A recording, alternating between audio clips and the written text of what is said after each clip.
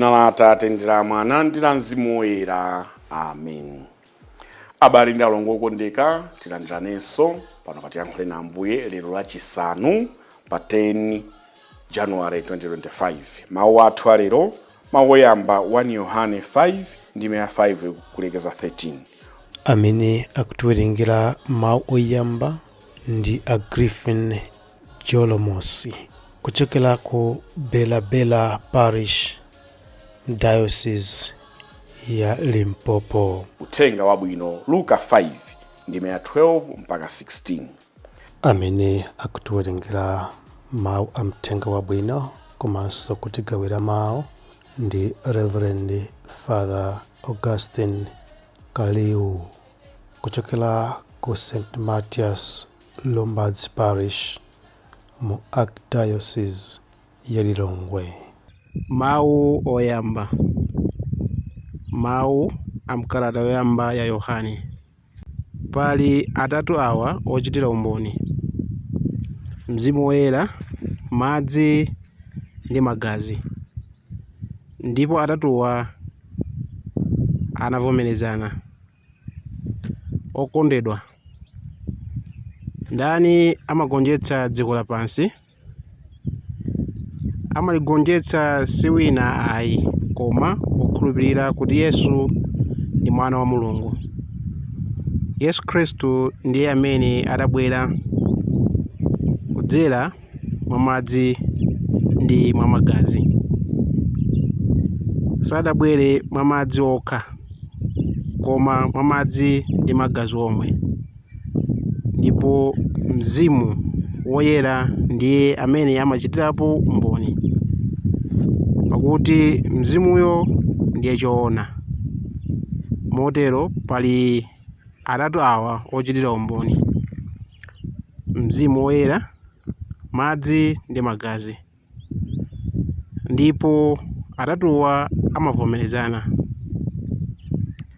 Timalandira umboni wa anthu, koma umboni wa Mulungu ndi wopambana umboni wa anthu.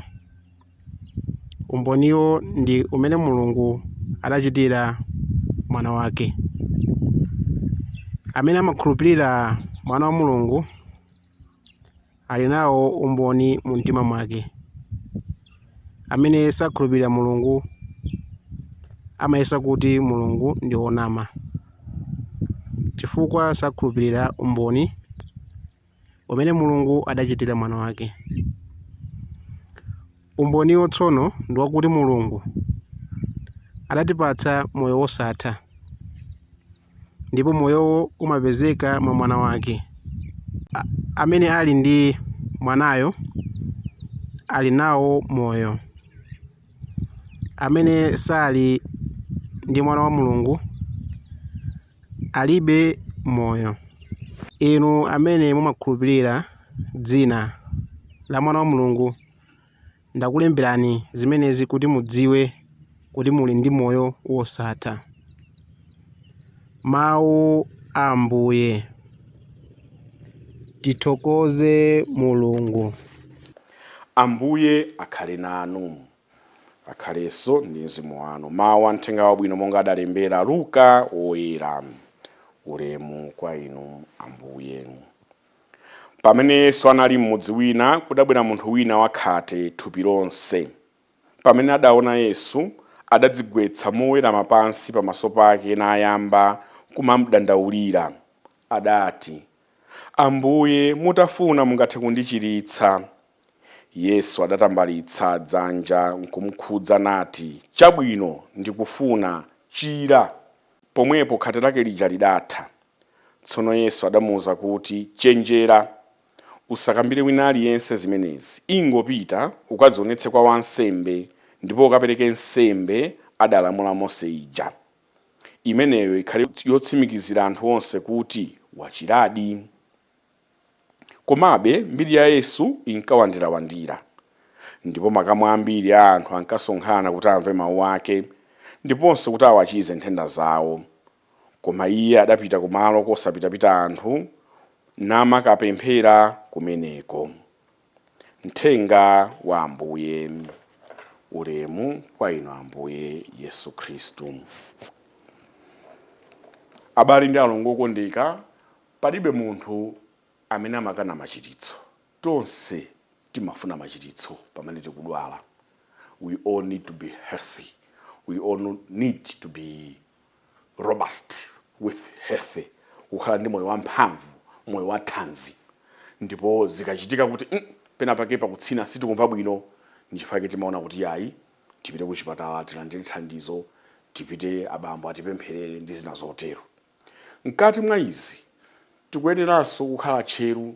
Makamaka ndakondwa kwambiri ndi nkhani imene Ambuye Yesu akunena kuti iwe pamene wachira chenjera, usakambire wina aliyense zimenezi, ingopita ukadzionetse kwa wansembe ndipo ukapereke nsembe adalamula Mose ija.